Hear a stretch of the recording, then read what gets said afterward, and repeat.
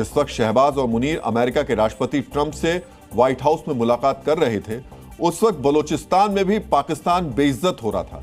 जिस वक्त शहबाज और मुनीर एक कमरे में बैठकर ट्रंप का इंतजार कर रहे थे, उसी वक्त बलूचिस्तान के सुराब और कलात जिलों पर बलोच लिबरेशन आर्मी ने नियंत्रण स्थापित कर लिया और इसका वीडियो सोशल मीडिया पर डालकर सीधे ट्रंप और अमेरिका को बताया कि जो लोग व्हाइट हाउस में बैठे हैं वो ये देख लें, बलूचिस्तान में उनकी नहीं बल्कि बलूचियों की सत्ता है। इसीलिए अमेरिका को सीधे बलूचिस्तान से बात करनी चाहिए। और बड़ी बात यह है कि बलोचियों ने ट्रंप को एक बड़ी डील ऑफर की है।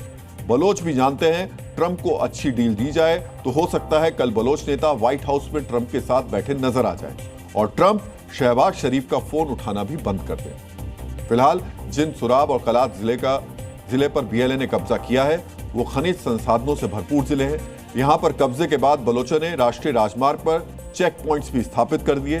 पाकिस्तान की सेना के वाहनों, हथियारों और रसद को भी बलोच विद्रोहियों ने जब्त कर लिया। इसके अलावा सीधे अमेरिका को संदेश दिया गया, बलूचिस्तान में अतिक्रमण करने वाले पाकिस्तान का अब यहां कोई नियंत्रण नहीं रह गया। बलोच नेता मीर यार बलूच ने सीधे डोनाल्ड ट्रंप को संदेश भेजते हुए कहा कि ट्रंप के लिए एक सहानुभूतिपूर्ण सलाह यह है कि वो पाकिस्तान की कब्जा करने वाली सेना के बजाय उसके असली मालिकों से सीधी बात करें। आपसी सम्मान, दीर्घकालिक साझेदारी और क्षेत्र के बेहतर भविष्य का निर्माण करने का यही एकमात्र तरीका है। बलोचों ने ऐसा करके ट्रंप को समझाया है वो बलूचिस्तान के खनिज संसाधनों के बारे में शहबाज और मुनीर के किसी झूठे दावे में ना फंसे, क्योंकि बलूचिस्तान में उनकी हुकूमत नहीं चलती। लेकिन अब पता चल चुका है ट्रंप ने बंद कमरे में करीब 80 मिनट तक शहबाज और मुनीर को क्या समझाया, किस तरह शहबाज को नोबेल पाने की आखिरी कोशिश की तरह इस्तेमाल किया और अपने साथ साथ पाकिस्तान की जग हसाई भी करवा दी। वैसे शहबाज शरीफ आज पाकिस्तान की वजह से अमेरिका में भारतीय पत्रकारों के सामने भी बेइज्जत हुए। शहबाज शरीफ जिस वक्त यूएनजीए में भाषण देने जा रहे थे, एक भारतीय पत्रकार ने उनसे तीखा सवाल पूछ लिया, जिसके बाद शहबाज शरीफ सकपका गए। आप सुनिए किस तरह भारतीय पत्रकार के सवाल ने शहबाज की बोलती बंद कर दी। Prime Minister Sharif, when are you going to stop cross-border terrorism?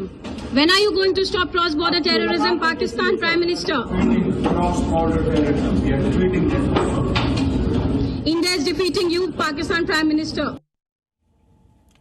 आपने देखा किस तरह पहले सीमा पार आतंकवाद पर सवाल सुनकर शहबाज तेजी से निकलने लगे, लेकिन जब दोबारा भारतीय पत्रकार ने सवाल किया तो रुक कर खींचते हुए बोले, हम सीमा पार आतंकवाद को हरा रहे हैं।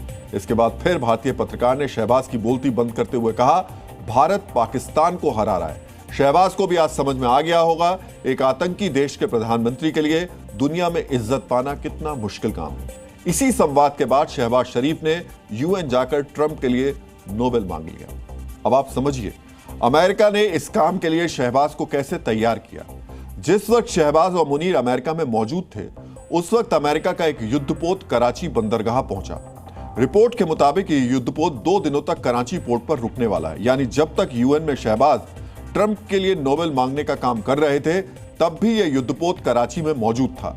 ट्रंप ने यह युद्धपोत भेजकर एक तरीके से शहबाज को एक झुंझुना पकड़ा दिया। इसके जरिए शहबाज पाकिस्तानियों को समझा सकते हैं अमेरिका अब इस क्षेत्र में पाकिस्तान का मददगार है।